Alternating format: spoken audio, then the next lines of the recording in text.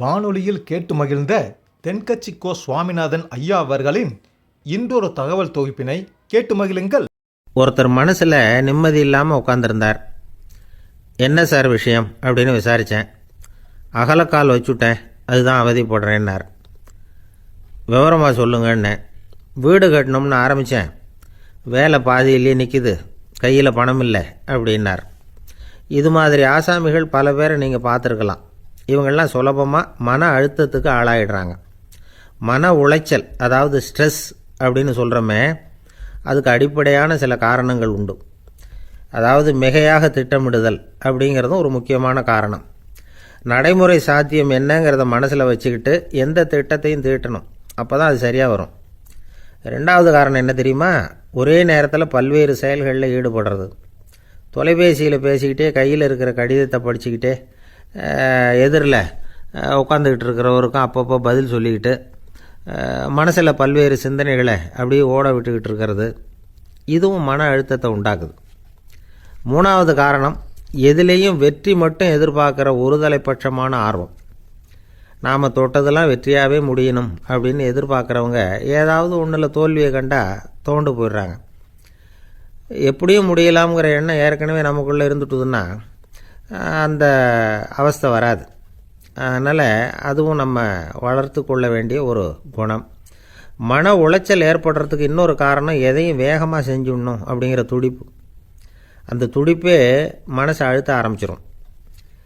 எந்த ஒரு காரியத்திலையும் தாமதமோ இடையூறோ ஏற்பட்டால் அதை பொறுத்துக்கிற மனப்போக்கம் வேணும். அது இல்லாதவங்க அழுத்தத்துக்கு ஆளாயிடுறாங்க. சில பேர் வேலைன்னு எந்த நேரம் பார்த்தாலும் வேலையே கதின்னு கிடப்பாங்க. பொழுதுபோக்குக்கோ உடற்பயிற்சிக்கோ குடும்பத்தில் உள்ளவங்க அல்லது நண்பர்கள் கூட கலந்துரையாடவோ கொஞ்சம் கூட நேரம் ஒதுக்க மாட்டாங்க. இந்த சுபாவம் மன அழுத்தத்தை உண்டு பண்ணும். இதையெல்லாம் புரிஞ்சுக்கிட்டு அதிலிருந்து விடுபடுறது எப்படின்னு யோசிக்கணும். வல்லுநர்கள் இது தொடர்பாக சில யோசனைகளை சொல்லி வச்சுருக்கிறாங்க. அது என்னென்னா, வாழ்க்கைங்கிறது பிரச்சனைகளால் பின்னப்பட்ட ஒன்று. அது எப்போவுமே முடிவடையாத ஒரு தொடர்கதை அப்படிங்கிறத முதல்ல நாம் புரிஞ்சுக்கணும். ஒரே நேரத்தில் ஒரு காரியத்தில் மட்டுமே நாம் கவனம் செலுத்தணும். அடுத்தவங்க காரியத்தில் தலையிடக்கூடாது. எதையும் பேச ஆரம்பிக்கிறதுக்கு முன்னாடி நம்மை நாமே கேட்டுக்க வேண்டிய கேள்வி 2. 1, நான் சொல்ல போகிறது ரொம்ப முக்கியமானதா? 2வது, நான் சொல்கிறத அவங்க கேட்குறதுக்கு ஆசைப்படுறாங்களா? நான் பேசுகிறதுக்கு அது சரியான நேரம்தானா? இதை யோசித்து பார்த்ததுக்கப்புறம் எதையும் பேச ஆரம்பிக்கணும். முடிஞ்ச அளவுக்கு வளைந்து போகிற சுபாவத்தை வளர்த்துக்கணும். நம்ம நேரம் விலை மதிப்பு இல்லாதது, அதை வீணாக்கக்கூடாது. சிரிக்க தெரியலனாலும் பரவாயில்ல, முகத்தில் கொஞ்சம் புன்முறுவலாவது காட்டணும். இதெல்லாம் ரொம்ப முக்கியம். அடுத்தவங்க ஏதாவது செஞ்சால் உடனே நன்றி சொல்ல மறக்கக்கூடாது. தினமும் கொஞ்சம் நேரத்தை தனிமையில் செலவு பண்ணணும். மன உளைச்சலிருந்து விடுபடுறதுக்கு 3 முக்கிய வழிகள் சொல்கிறாங்க. அதை சுருக்கமாக ரெட் அப்படின்னு சொல்கிறாங்க. RED ஆங்கில எழுத்தில். அந்த முதல் எழுத்து ஆர், அது என்னென்னா ரிலாக்ஸேஷன், அதாவது இடை ஓய்வு. 2வது E எக்ஸர்சைஸ், உடற்பயிற்சி. 3வது டயட், திட்டமிட்ட உணவு முறை. அதனால் தியானம், மூச்சு பயிற்சி இதெல்லாம் இந்த இடை ஓய்வுக்கு வழிகள். எந்த வேலையையும் தொடர்ந்து செய்யக்கூடாது. எல்லார்கிட்டையும் கலகலப்பாக பழகணும். மாதத்துக்கு ஒரு நாளாவது குடும்பத்தோடு வெளியில் போயிட்டு வரணும். சுலபமான உடற்பயிற்சிகளை செய்யலாம். உடற்பயிற்சிங்கிறது நமக்காக நாம் செய்கிற ஒரு நீண்டகால முதலீடு அப்படின்னு சொல்லுவாங்க. அதாவது லாங் டேர்ம் இன்வெஸ்ட்மெண்ட்டாக. அளவோடு சாப்பிட்ணும், மெதுவாக சாப்பிட்ணும். இதெல்லாம் கொஞ்சம் மனசில் வச்சுக்கிட்டு நடந்துக்கிட்டால் மகிழ்ச்சியாக வாழலாம். சில பேர் சாப்பாட்டு விஷயத்தில் ரொம்ப அக்கறை எடுத்துக்கிறது உண்டு. ஒரு குண்டு ஆசாமி சாப்பிட உக்காந்தார். முதல்ல ஒரு மாத்திரை சாப்பிட்டார். எதுக்குன்னு கேட்டோம். பசி எடுக்கிறதுக்குன்னார். சாப்பிட்டு முடித்தார். பிறகு மறுபடியும் ஒரு மாத்திரை சாப்பிட்டார். இது எதுக்குன்னு கேட்டோம். சாப்பிட்டது ஜீரணமாகறதுக்கு அப்படின்னார். என்ன சார், உங்கள் பையன் என்ன செஞ்சுக்கிட்டு இருக்கிறான் இப்போது அப்படின்னு கேட்டார் ஒருத்தர். அடிக்கடி கண்ணாடி முன்னாடி நின்று அழகு பார்த்துக்கிட்டு இருக்கிறான் சார் அப்படின்னார் அப்பா.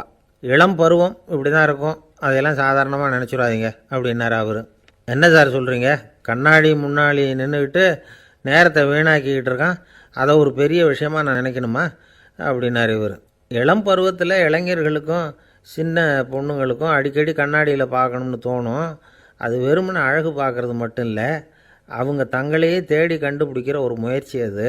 இது ஒரு மனோதத்துவ விளைவு. இது வரைக்கும் சின்ன பிள்ளையாக இருந்துட்டோம், இனிமேல் நாமளும் மற்றவங்க மாதிரி மனிதர்கள் தான் அப்படிங்கிற உணர்வு அவங்களுக்கு வருது. தங்களோட முகம் எப்படி இருக்குது, அழகு எப்படி இருக்குது, உடம்பு நேரம் எப்படி இருக்குது, முடி எப்படி இருக்குது அப்படிங்கிறதையெல்லாம் கண்டுபிடிக்கிறாங்க. அதுக்கப்புறம் இன்னொரு ஆணோ பொண்ணோ தன்னை கவனிக்கணும் அப்படின்னு நினைக்கிறாங்க. இதெல்லாம் மனோதத்துவ உண்மைகள், இதெல்லாம் இயற்கை. இதை பார்த்துட்டு பெற்றவங்க பிள்ளைங்க கெட்டு போட்டாங்க அப்படின்னு நினைக்கக்கூடாது, அவங்கள திட்டிக்கிட்டே இருக்கக்கூடாது. இன்றைக்கி பல குடும்பங்களில் இதுதான் நடந்துக்கிட்டு இருக்குது. மனுஷ வாழ்க்கையிலேயே இப்படியும் இல்லாத அப்படியும் இல்லாத ஒரு பருவம் இளம் பருவம். 13லேருந்து 19 வயசுக்கு உட்பட்ட ஆண்கள் பெண்கள் இந்த வகையை சேர்ந்தவங்க, டீனேஜ் குரூப். இவங்கள சின்னவங்கன்னு நினச்சிட முடியாது, பெரியவங்கன்னு நினச்சிட முடியாது. இவங்க ரொம்ப சென்சிட்டிவ். சமூகம் நினச்சா இவங்களை நல்லவங்களாகவும் ஆக்கலாம், கெட்டவங்களாகவும் ஆக்கலாம். கொஞ்சம் அக்கறை எடுத்துக்கிட்டால் பெரிய பெரிய மேதைகளையும் விஞ்ஞானிகளையும் உருவாக்கலாம். ஆனால் நடக்கிறது என்ன தெரியுமா, அநேகமாக இவங்களை யாருமே சரியாக புரிஞ்சுக்கிறது இல்லை, இவங்களை சரியாக நடத்துறதும் இல்லை. இது வரைக்கும் நாம் சொல்கிறத கேட்டுக்கிட்டு இருந்தான், இப்போல்லாம் அவன் இஷ்டத்துக்கு நடக்க ஆரம்பிச்சுட்டான் அப்படின்னு வருத்தப்படுற பெற்றோர்கள் அதிகம். இது வருத்தப்படுற விஷயம் இல்லை, சந்தோஷப்பட வேண்டிய விஷயம். உங்கள் புள்ள சொந்தமாக யோசிக்க ஆரம்பிக்கிறதும் நடந்துக்க ஆரம்பிக்கிறதும் ஒரு தப்பான விஷயமா? அவன் கடைசி வரைக்கும் உங்கள் பேச்சையே கேட்டுக்கிட்டு இருக்கணுங்கிறது என்ன நியாயம்? இன்றைக்கி இளைஞர்களை பெரியவங்க தப்பாக புரிஞ்சுக்கிட்டு தவறாக நடத்துறதுனால தான் அவங்களுக்கு வெறுப்பு, எரிச்சல், மனக்கசப்பு எல்லாம் உண்டாகுது. பெற்றவங்க சரியாக மதிக்கிறது இல்லை அப்படிங்கிற ஒரே காரணத்தினாலேயே வீணாக போகிற பிள்ளைங்க இன்றைக்கி அதிகம். சரி, பெற்றவங்களுக்கு இன்றைக்கி என்ன தான் புத்தி சொல்ல வர்றீங்க அப்படின்னு கேட்குறீங்களா? நாம் எதையும் சொல்ல வரல, ஆனால் அது சம்பந்தமான சில நிபுணர்கள் சொல்லியிருக்கிறத உங்கள் காதில் போட்டு வைக்கலாம். அது என்னென்னா, பிள்ளைங்க கிட்ட அன்பு செலுத்துங்க. குழந்தையாக இருந்தப்போ எவ்வளவு பாசமாக இருந்தீங்க, வளர வளர அதை ஏன் குறைச்சிக்கிறீங்க? பெற்றவங்களின் அன்பான வார்த்தைகளுக்கு ஏங்குறவங்க தான் இன்றைய இளைஞர்கள். அவங்க எதை சொன்னாலும் அதை அக்கறையாக காது கொடுத்து கேளுங்க, அலட்சியப்படுத்தாதீங்க. அவங்க விரும்புகிறது உங்கள்கிட்டேருந்து ஒரு மதிப்பு, மரியாதை, அங்கீகாரம், இவ்வளவுதான். அவங்க அவங்களாவே முடிவுகள் எடுக்கட்டும், அதுக்கு நீங்கள் உதவியாக இருங்க, அது போதும். மற்றவங்க முன்னாடி, முக்கியமாக அவங்க நண்பர்கள் முன்னாடி அவங்கள பற்றி மட்டமாக பேசாதீங்க. அவங்கக்கிட்ட பொய் சொல்லக்கூடாது. நீங்கள் சொன்னது பொய்ன்னு தெரிஞ்சு போச்சுன்னா உங்கள் பேரில் அவங்களுக்கு இருக்கிற மதிப்பு போயிடும், நம்பிக்கை போயிடும். அவங்களுக்கு முன்னாடி நீங்கள் சண்டை போடக்கூடாது. உங்கள் பிள்ளைய எப்பவும் இன்னொரு பிள்ளையோட ஒப்பிட்டு பேசுகிற வேலையே வேணாம்.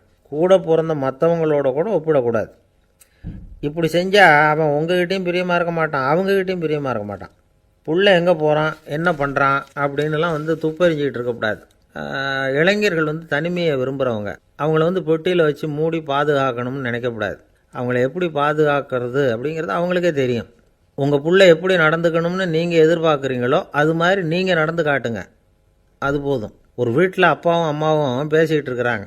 என்னங்க, நம்ம பொண்ணு பெரியவளாயிட்டா, அடிக்கடி கண்ணாடி முன்னாடி போய் நின்றுக்கிட்டு இருக்கிறா, சீக்கிரமாக ஒரு பையனை பார்த்து கல்யாணத்தை முடிக்காமல் இப்படி மசன்னு கல் மாதிரி உட்காந்துருக்குறீங்களே அப்படின்னு சத்தம் போட்டாங்க அந்த அம்மா. அவசரப்படாத, பார்க்குறதுக்கு கண்ணுக்கு அழகாக லட்சணமாக புத்திசாலியாக ஒரு பையன் கிடைக்க வேணாமா, அதுதான் பார்த்துக்கிட்டு இருக்கிறேன் அப்படின்னார் அப்பா. இதுக்கு அந்த அம்மா சொல்கிறாங்க, எங்கள் அப்பா இப்படியெல்லாம் நினச்சிக்கிட்டு இருந்திருந்தா எனக்கு கல்யாணமே ஆயிருக்காது தெரியுமா அப்படின்னாங்களாம். அரேபிய நாடு, அங்கே ஒரு ஆட்சி தலைவர், அரேபிய நாட்டு ஆட்சி பொறுப்பை ஏற்றுக்கிட்டவர். அவர் ஆட்சி பொறுப்பை ஏற்றுக்கிட்ட பிறகு ஒரு நாள் ஒரு தெருவில் நடந்து போய்கிட்டு இருந்தார்.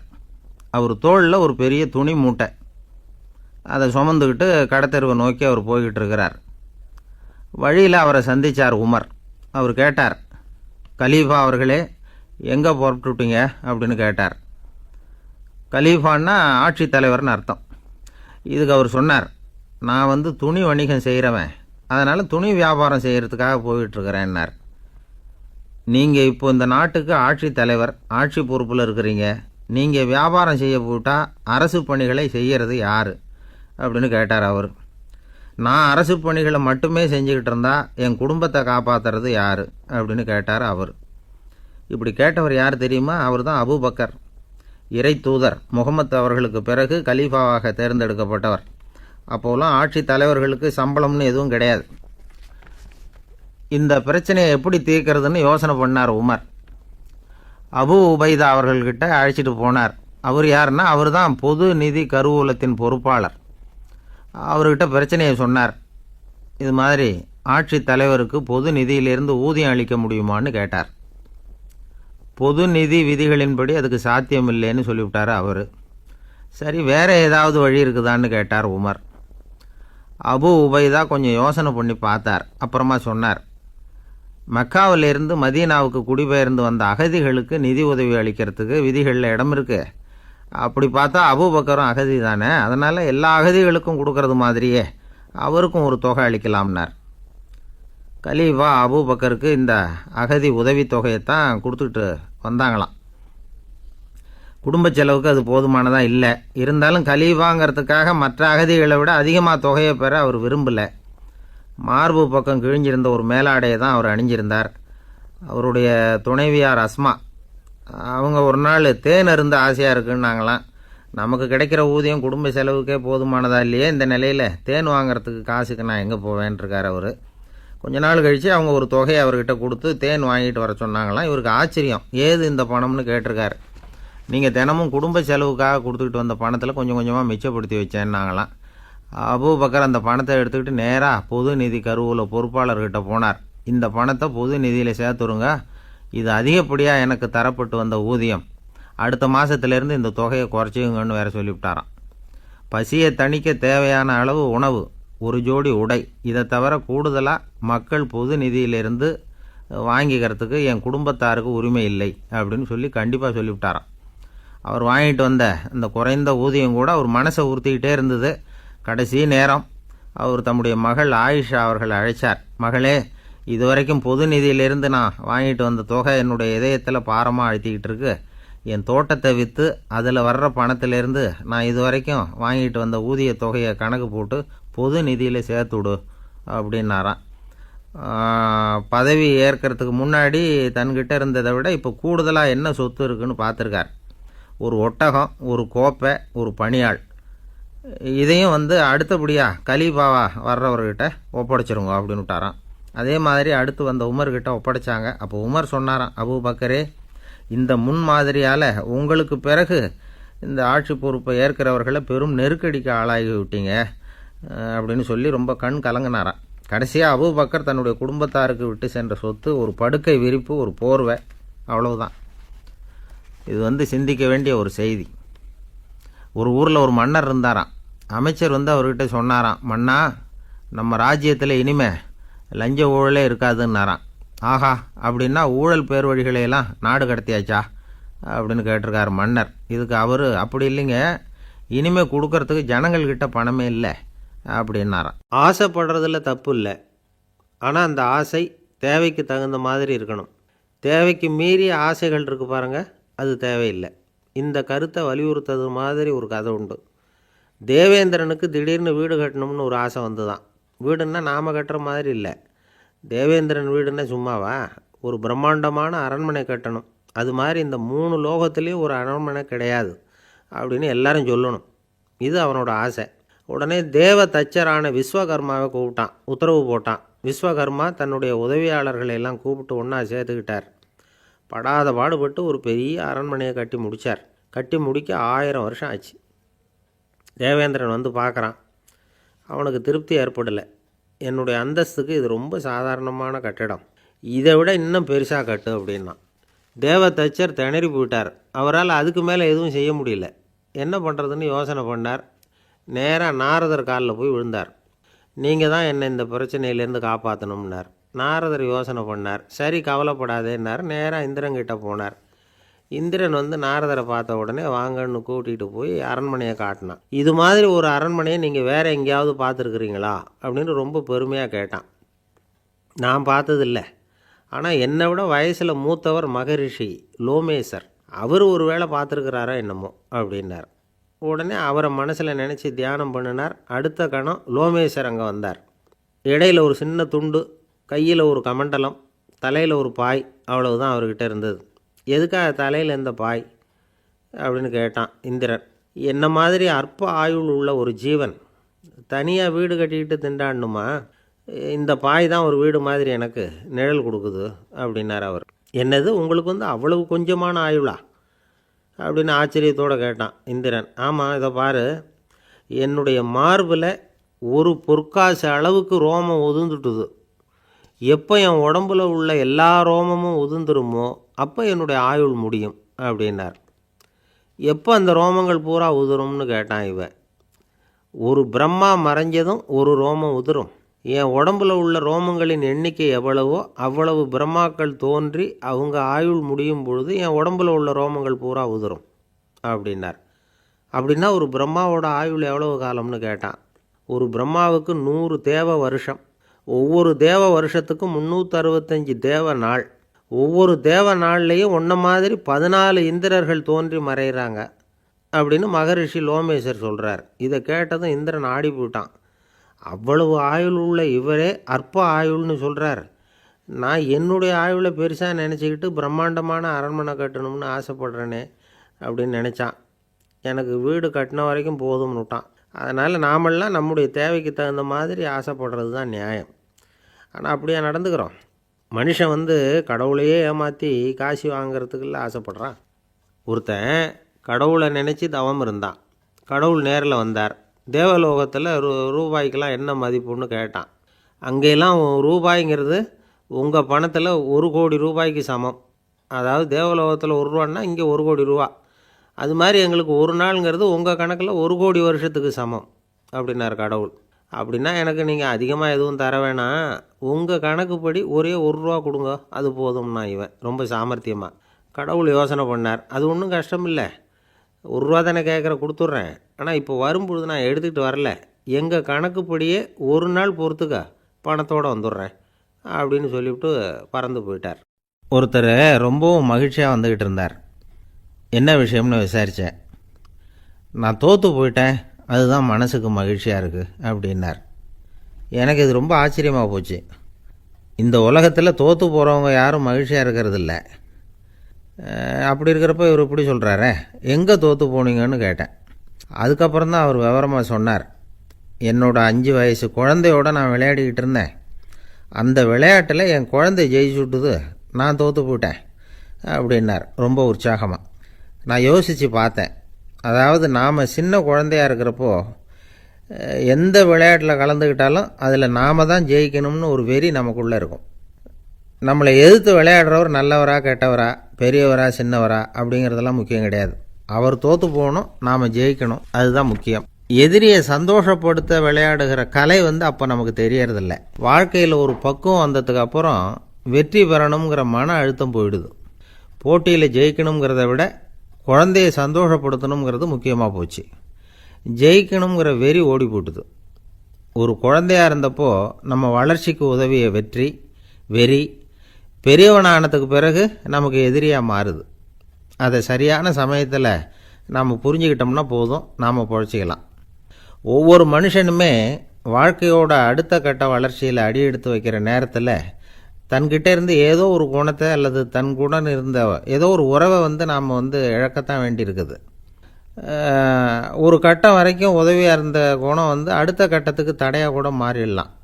இந்த பரிமாண மாற்றத்துக்கு உள்ளாகிற ஒவ்வொருத்தரும் பிரத்யட்சமாக இதை உணர்றாங்க. ஆனால் பல பேர் எப்படின்னா பழசை திறந்துவிட்டு புதிய கொள்கைகளை உருவாக்கிக்கிறதுக்கு இஷ்டம் இல்லாமல் இருந்துடுறாங்க, அல்லது அப்படி செய்ய முடியாமல் தவிக்கிறாங்க. இதையெல்லாம் மீறி அந்த பழசை திறந்துட்டா அதை இழந்ததால் உண்டாகிற மன அழுத்தம் சில காலத்துக்கு வருத்திக்கிட்டு தான் இருக்கும், வேறு வழி இல்லை. ஆரோக்கியமான ஒரு முன்னேற்றத்துக்காக அந்த மன அழுத்தத்தை தாங்கிக்கத்தான் வேணும் அப்படிங்கிறாரு அந்த உலக புகழ்பெற்ற மேதை ஒருத்தர், இந்த ஸ்காட் பெக் அப்படிங்கிறவர். பிறந்த நாள் முதல் இதுதான் சரி அப்படின்னு கற்பிக்கப்பட்டு வந்த ஒவ்வொரு தத்துவத்தையும் தங்களுடைய வளர்ச்சிக்கு தகுந்த மாதிரி மாற்றி அர்த்தப்படுத்தி கொள்ள முடியாமல் வாழ்க்கை சூழலில் அப்படியே அரைப்பட்டு தூளாகிறவர்கள் தான் ரொம்ப தவிக்கிறாங்களாம். இதுதான் அவருடைய கருத்து. பெரும்பாலும் மனிதர்களுடைய நடுத்தர வயசில், அதாவது 30 தாண்டுகிற சமயத்தில் தான் இந்த தவிப்பு உண்டாகுதான். இதை தான் மேற்கத்திய நாடுகளில் அடிக்கடி மிட் லைஃப் கிரைசிஸ் அப்படின்னு சொல்கிறாங்க.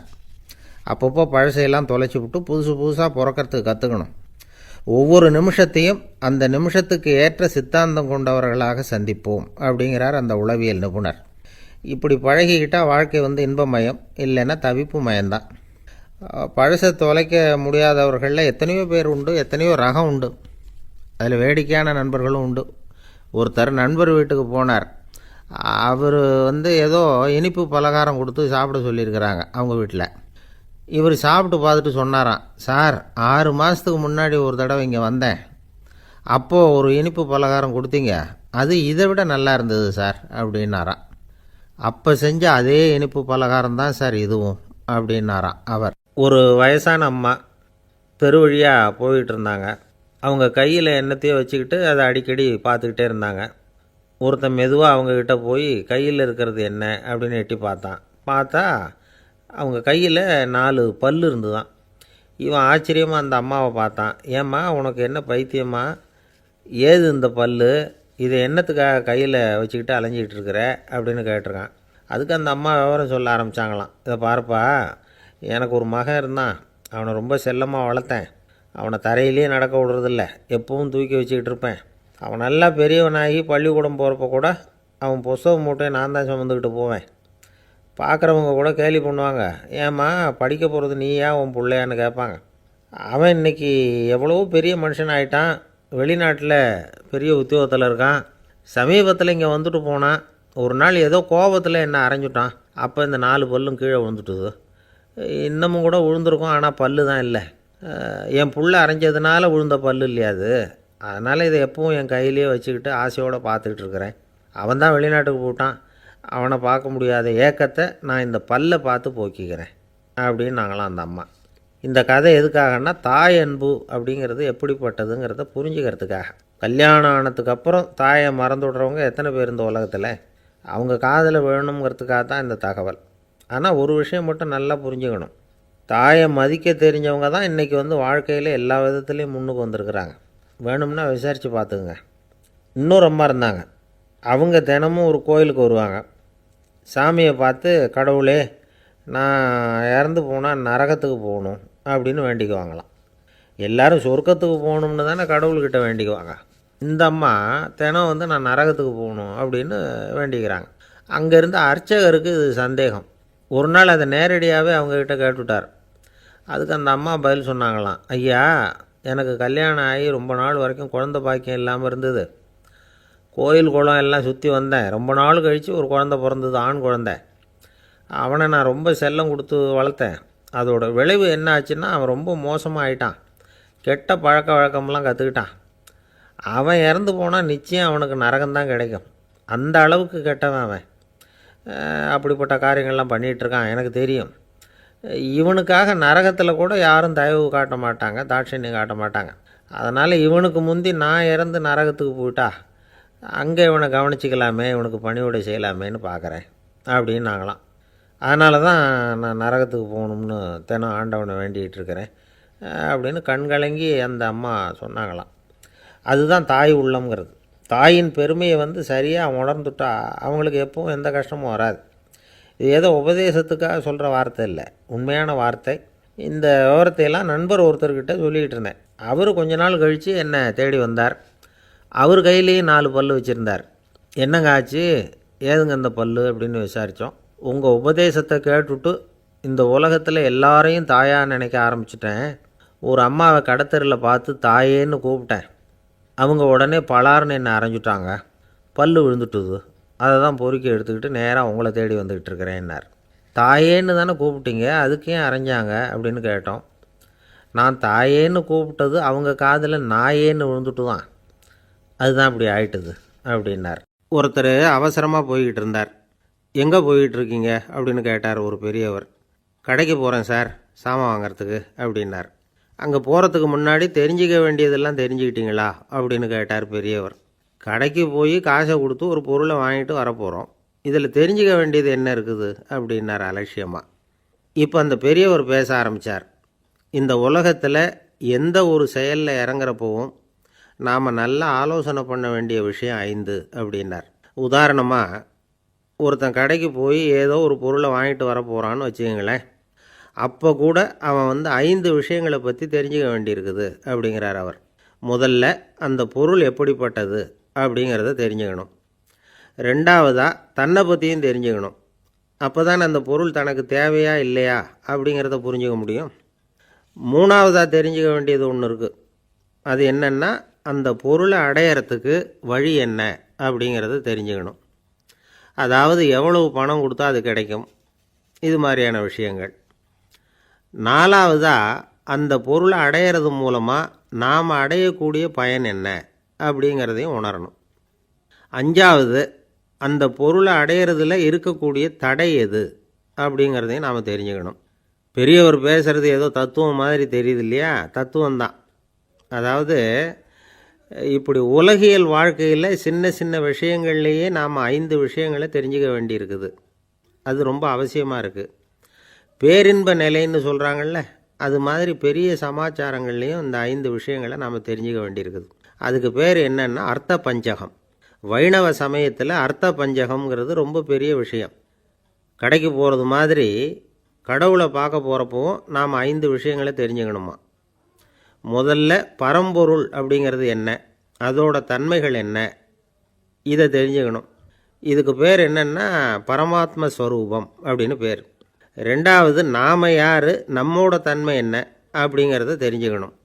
நான் யாருன்னு எனக்கே தெரியலங்கிறப்போ இதை நான் சொல்கிறேன்னு இது என்னுடையதுன்னு சொல்கிறது தப்பு தானே. அப்புறம் மூணாவது விஷயம், பரம்பொருளை நாம் அடையிறதுக்கு வழி எது, இதை தெரிஞ்சுக்கணும். இது உபாய ஸ்வரூபம் அப்படின்னு பேர். நாலாவது விஷயம், நாம் அடைய வேண்டிய பயன்கள் என்ன அப்படிங்கிறத தெரிஞ்சுக்கிறது. இதுக்கு புருஷார்த்தம் அப்படின்னு பேர். அஞ்சாவது, அந்த பயனை அடைய விடாமல் தடுக்கிற தடைகள் யாவை அப்படிங்கிறத தெரிஞ்சுக்கிறது. இது விரோதி ஸ்வரூபம். இதைத்தான் தடையியல் அப்படின்னு சொல்கிறாங்க. அதாவது பரமாத்மாவை பற்றிய அறிவு, ஜீவாத்மாவை பற்றிய அறிவு, உபாயம் பற்றிய அறிவு, புருஷார்த்தம் பற்றிய அறிவு, இந்த 4 அறிவுக்கும் எதிரடையாக, அதாவது அதையெல்லாம் தப்பாக புரிஞ்சுக்கிறதால உண்டாகக்கூடிய அறிவு விரோதி ஸ்வரூபம். என்ன இது தகவலில் ஏதாவது கதை சொல்லுவீங்கன்னு பார்த்தா ஏதோ தத்துவம் பேசிகிட்டு இருக்கிறீங்களே அப்படின்னு நினைக்கலாம். இதுவும் தெரிஞ்சுக்க வேண்டிய ஒரு பெரிய விஷயந்தான். காதில் போட்டு வச்சா எப்போவாவது உபயோகப்படும். என்னுடைய நண்பர் ஒருத்தர் ஒரு நாள் என்கிட்ட சொன்னார், சார், அடுத்த மாதம் தஞ்சாவூரில் ஒரு கல்யாணம், போகிறதா வேண்டாமா அப்படின்னு ஒரே குழப்பமாக இருக்குது அப்படின்னார். நான் உடனே இந்த அர்த்த பஞ்சக உபதேசம் பண்ண ஆரம்பித்தேன். அவர் எல்லாத்தையும் பொறுமையாக கேட்டுவிட்டு, சரி சார், நான் போகிறதுன்னு முடிவு பண்ணிவிட்டேன்னார். எப்படி இந்த முடிவுக்கு வந்தீங்க அப்படின்னு கேட்டேன். அவர் சொன்னார், சார், அந்த 2வது பாயிண்ட் ஒன்று சொன்னீங்களே, அதை புரிஞ்சுக்கிட்டதுக்கு அப்புறம்தான் இந்த முடிவுக்கு வந்தேன் அப்படின்னார். என்ன 2வது பாயிண்ட்டுன்னு? அதாவது தன்னை பற்றி புரிஞ்சுக்கணும் அப்படின்னு சொன்னீங்க. உடனே என்னை பற்றி புரிஞ்சுக்கிட்டேன், நான் யாருங்கிறது எனக்கு தெரிஞ்சுது, உடனே போகிறது தான் நல்லதுன்னு முடிவு பண்ணிவிட்டேன்னார். நீங்கள் யாருன்னு கேட்டேன். நான் தான் சார் அந்த கல்யாணத்தில் தாலி கட்ட வேண்டிய மாப்பிள்ளை அப்படின்னார். பிரம்மத்தை அறிந்தவன் பிரம்மமாகிறான் அப்படின்னு ஒரு பெரியவர் பேசினார் ஒரு கோவிலில். தைத்திரிய உபனிஷத்து அப்படி சொல்லுதான். இதை கேட்கும் பொழுது நமக்கு ஒரு சந்தேகம் வரும். அது எப்படி? பிரம்மத்தை அறிந்தவன் பிரம்மமாகிறான்னா, சிங்கத்தை அறிந்தவன் சிங்கமாகிறானா, தோசையை அறிந்தவன் தோசை ஆகிறானா? இப்படிப்பட்ட சந்தேகம் நமக்கு வர்றதில் ஒன்றும் ஆச்சரியம் இல்லை. இது இயற்கை. இதுக்கும் அந்த பெரியவரே பதில் சொல்கிறார். சிங்கம் வேற, நாம் வேற. அதனால் சிங்கத்தை அறிந்தவன் சிங்கமாக மாட்டான். ஆனால் பிரம்மம் வேற, நாம் வேற இல்லை. அதனால் பிரம்மத்தை அறிந்தவன் பிரம்மமாகிறான் அப்படிங்கிறது அவரோட விளக்கம்.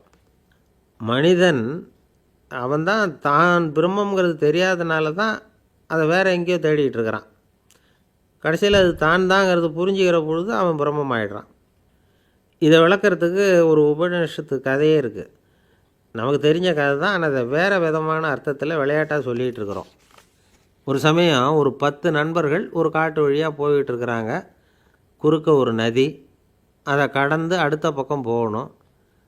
எல்லோரும் ஒரு வழியாக கடந்து அடுத்த கரைக்கு போய் சேர்ந்துட்டாங்க.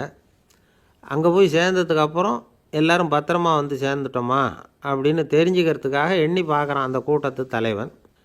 அவங்க மொத்தம் 10 பேர். ஆனால் அவன் எண்ணி பார்க்குறப்போ 9 தான் வருது. ஏன்னா அவன் தன்னை விட்டுவிட்டான். எதிரில் நிற்கிறவங்கள மட்டுமே எண்ணுறான். ஐயோ 10வது ஆள் எங்கேங்கிறான், பதறான். சரி நீ இரு, நான் எண்ணி பார்க்குறேன்னு சொல்லிவிட்டு இன்னொருத்தன் எண்ணுறான். அவனும் தன்னை விட்டுட்டு எண்ணுறான். 9 தான் வருது. எல்லோரும் கொய்யோ முறையோன்னு கத்த ஆரம்பிச்சிட்டாங்க. அந்த சமயத்தில் ஒரு பெரியவர் அந்த பக்கமாக வர்றார். என்ன விஷயம்னு விசாரிக்கிறார். 10வது ஆள் 6 அடிச்சுட்டு போட்டுது அப்படின்னு சொல்லி இவங்க அழறாங்க. சரி அழாதீங்க அப்படின்னு சொல்லி அந்த தலைவனை பார்த்து இப்படி வாங்குறார். வர்றான். இப்போ எனக்கு முன்னாடி ஒரு தரம் எண்ணு பார்க்கலாம்ங்கிறார். 1 2 3ன்னு ஆரம்பித்து 9ல் முடிக்கிறான். உடனே பெரியவர், நீ தான் அந்த 10வது ஆள் அப்படிங்கிறார். இது உண்மை. நாம் தான் அது. நாம் தான் நம்மளை வேறு எங்கேயோ தேடிகிட்டு இருக்கிறோம். நாம் எங்கேயோ தேடிகிட்டு இருக்கிறோமே, அந்த பிரம்மம் நாம் தான். இப்படி ஒரு பெரிய உண்மையை விளக்கிறதுக்காக தான் அப்படி ஒரு கதை சொல்லப்பட்டது. ஆனால் அதை நாம் வேறு விதமாக வேடிக்கையாக உபயோகப்படுத்திக்கிட்டு இருக்கிறோம். எப்படி தெரியுமா? ஒரு ஆத்தங்கரையில் ஒரு 10 பேர் முழிச்சுக்கிட்டே நின்றுக்கிட்டு இருந்தாங்களாம். அந்த பக்கமாக வந்த ஒருத்தன், ஏன் இப்படி முழிச்சுக்கிட்டு நிற்கிறீங்கன்னு கேட்டிருக்கிறான். எங்களுக்கு நீச்சல் தெரியாது, நாங்கள்லாம் அடுத்த கரைக்கு போய் சேரணும் அப்படின்னு நாங்களாம். சரி, நான் கொண்டுட்டு போய் விட்றேன்.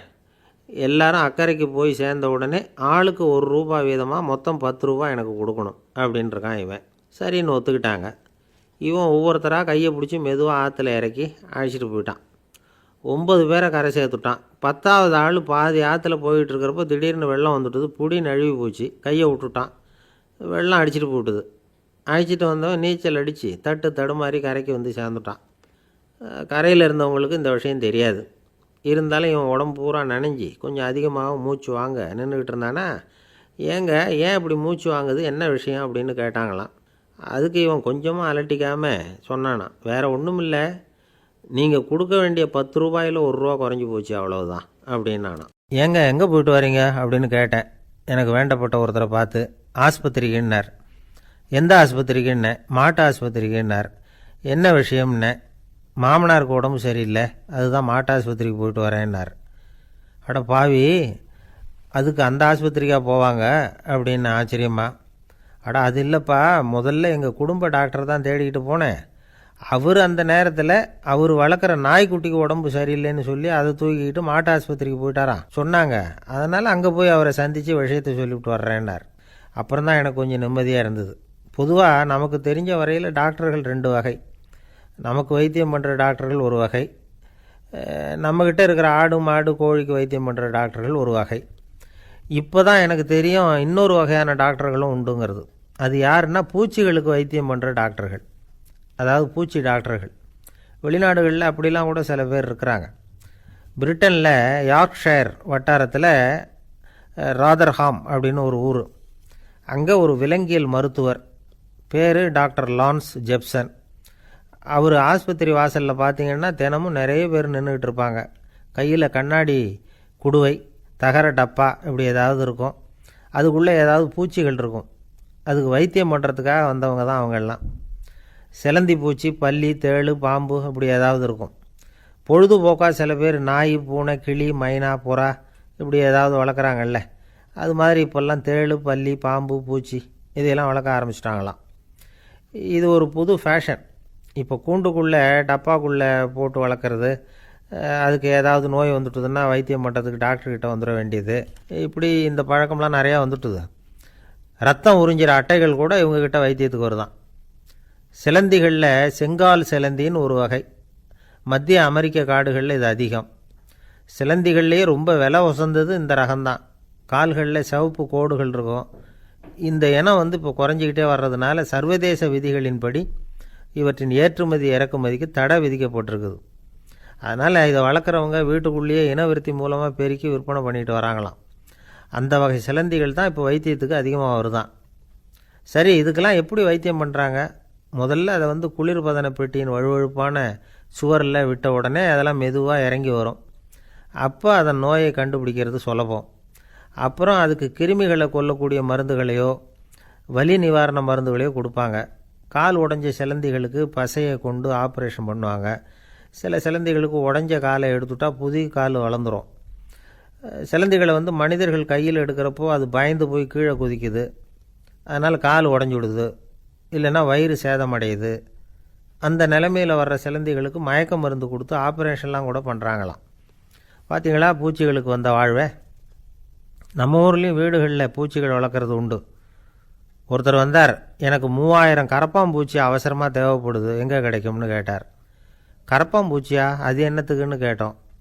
அது வேறு ஒன்றும் இல்லை, நான் குடியிருக்கிற வாடகை வீட்டை காலி பண்ண போகிறேன். வீட்டு சொந்தக்காரர் என்ன சொல்கிறாருன்னா, இந்த வீட்டுக்கு நான் குடி வந்தப்போ எப்படி இருந்ததோ அதே நிலைமையில் விட்டுட்டு போகணும்னு வீட்டுக்காரர் சொல்லியிருக்கிறார், அதனால தான் கேட்டேன் அப்படின்னார். உலகத்தில் எது எதுக்கும் ஆராய்ச்சி கூடங்கள் இருக்குதுல்ல, அது மாதிரி தூக்கத்தை பற்றி ஆராய்ச்சி பண்ணுறதுக்கு ஒரு ஆராய்ச்சி கூடம் இருக்குது. அப்படி ஆராய்ச்சி பண்ணணும்னா அதுக்கு மூழ்கிக்கிட்டு இருக்கணும்ல. அதனால தான் அந்த ஆராய்ச்சி கூட இங்கே இல்லை. அமெரிக்காவில் பாஸ்டன் பல்கலைக்கழக மருத்துவமனையில் அது இருக்குது.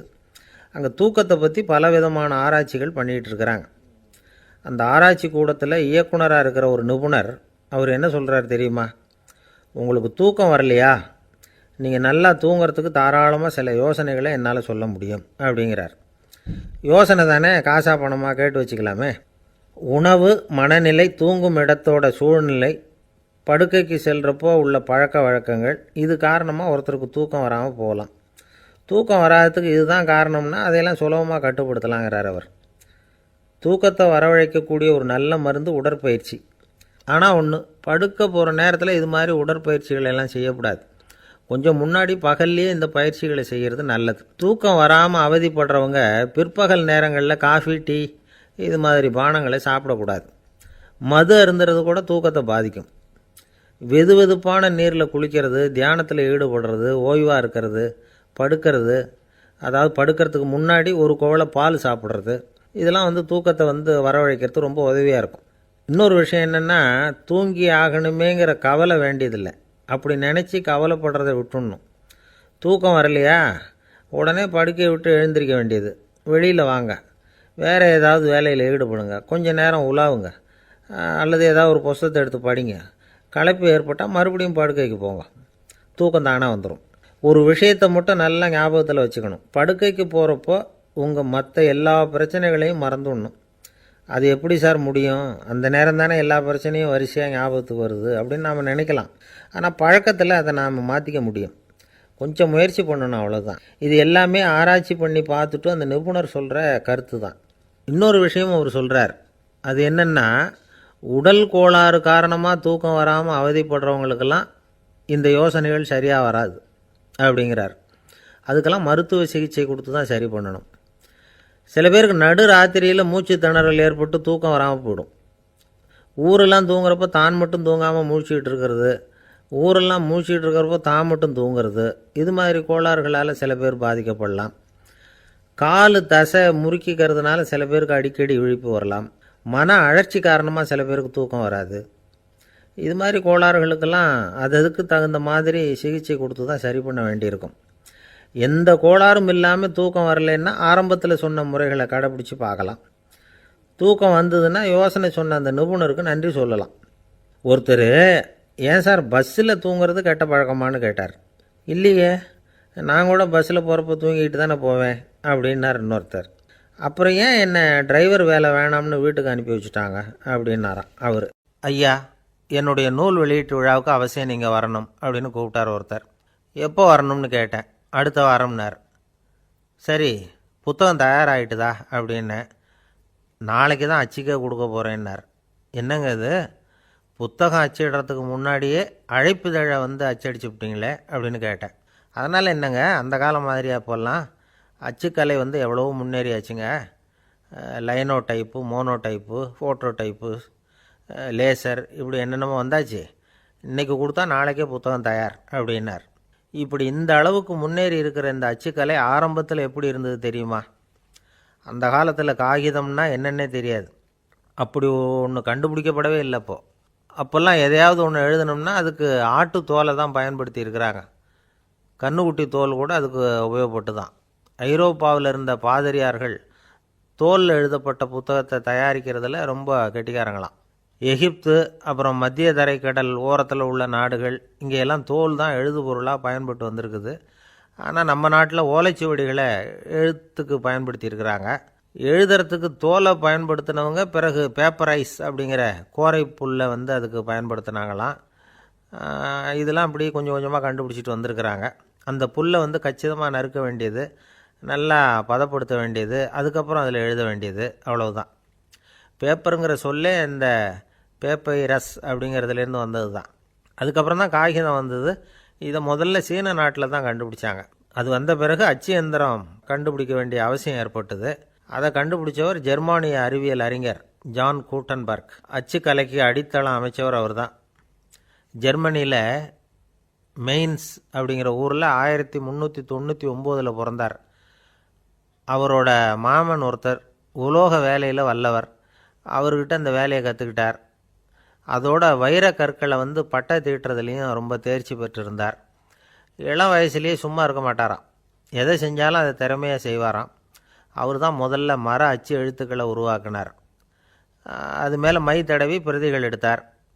அதுக்கப்புறம் உலோக எழுத்துக்கள், முதல்ல காரியம், அப்புறம் இரும்பு, அப்புறம் கலப்பு உலோகம், பிறகு அச்சடிக்கிறதுக்கு எந்திரம் ஒன்றையும் உருவாக்கினார்.